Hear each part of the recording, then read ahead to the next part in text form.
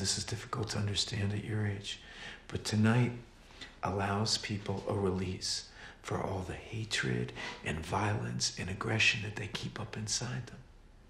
Okay? And yes, if your mother and I were so inclined, we would participate because it works.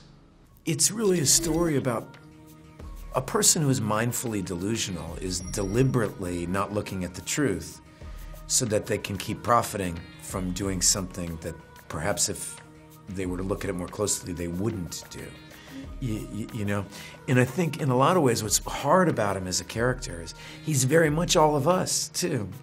You know, all of us who, you know, there are very subtle things we all do to participate in a society that is imperfect, you know? And obviously, like, I'm not on some soapbox, all of us do. I mean, I do things that I wish the world were a better place and I could dedicate my life more fully to helping it.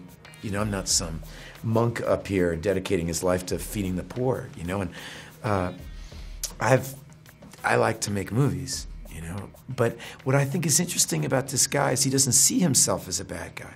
He sees himself as a father who loves his kid, but slowly through the course of this movie, he realizes that he is a participant in kind of an evil society. And by not being against it, he actually is for it.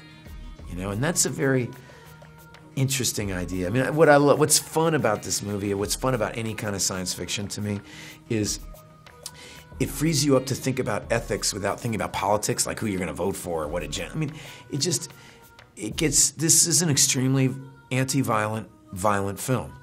I mean, and I don't know if that even makes sense, you know, but it makes you think, and it's entertaining, and it doesn't have some agenda politically, except to make you think.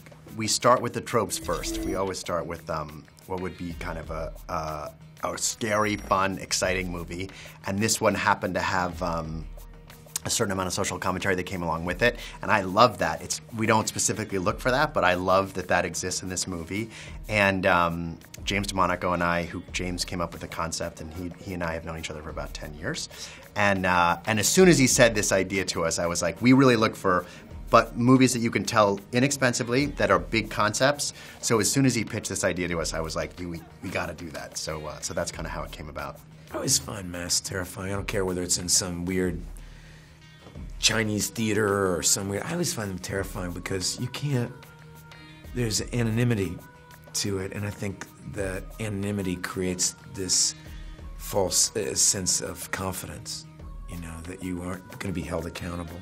And also this guy, Reese, who's the villain in this movie, is a terrific actor, and he creates a really new and original, diabolical bad guy. And it's hard to do. I mean, you know, we're full of weird, you know, full of great bad guys throughout cinema, but I remember when we wrapped, I told this kid I thought he did something really special. We don't want to kill our own. Please just let us purge.